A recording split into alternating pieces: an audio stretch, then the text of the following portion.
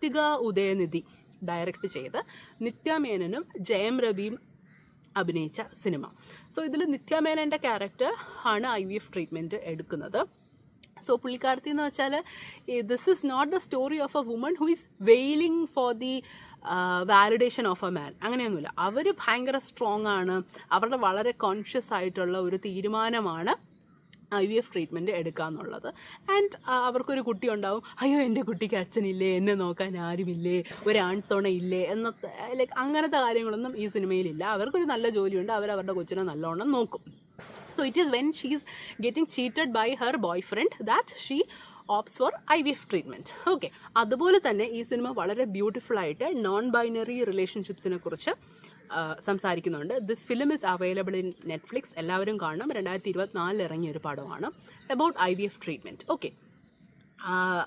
And next ഞാൻ egg ഫ്രീസിങ്ങിനെ കുറിച്ച് എനിക്ക് സംസാരിക്കണം. എഗ് ഫ്രീസിങ്ങിനെ കുറിച്ച് ഞാൻ ആദ്യമായിട്ട് കേൾക്കുന്നത് was when my best friend underwent egg freezing. അതിനെക്കുറിച്ച് സംസാരിക്കാം. രണ്ടാമതായിട്ട് ഞാൻ കേൾക്കുന്നത് when I saw the film scrambled Leah McKendrick എന്ന സ്ത്രീ എഴുതി ഡയറക്റ്റ് ചെയ്ത അവരുടെ സ്വന്തം കഥ ഓഫ് അണ്ടർഗോയിങ് എഗ് ഫ്രീസിങ് ആണ് ദ സ്ക്രാമ്പിൾഡ് എന്ന മൂവി. ഈ സ്ക്രാമ്പിൾഡ് എന്ന മൂവി കണ്ടപ്പോൾ എനിക്കൊരു അടി കിട്ടിയതുപോലെയായിരുന്നു. Because I was totally shattered after watching this movie. കാരണം എനിക്ക് അതിലെ നായികയായിട്ട് റിലേറ്റ് ചെയ്യാൻ പറ്റുമായിരുന്നു. ഓക്കെ. സോ അതിലെ നായിക എന്ന് പറയുന്നത് ഷീസ് ഇൻ ഹർ 30s. വളരെ ഹമ്പിളായിട്ടുള്ള ഒരു മിഡിൽ ക്ലാസ് ബാക്ക്ഗ്രൗണ്ടിൽ നിന്ന് വരുന്നൊരു സ്ത്രീയാണ്. ആൻഡ് അവരുടെ friends they are getting married, they are having children. അപ്പോൾ ഇവള് ഇങ്ങനെ ബ്രൈഡ്സ് മെയ്ഡായിട്ട് എല്ലാത്തിനും പോവാണ്.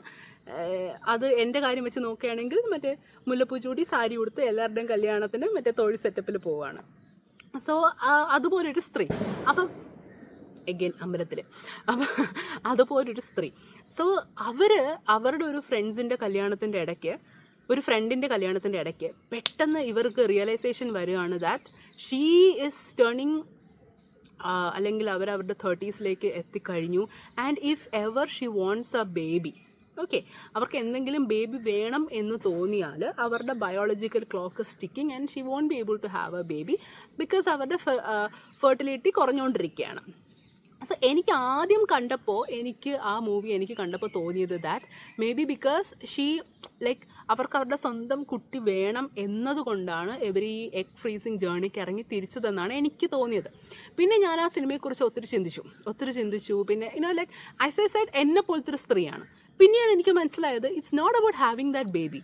It's about buying the time. 2, it's about having a choice. Okay. അപ്പം അവർക്ക്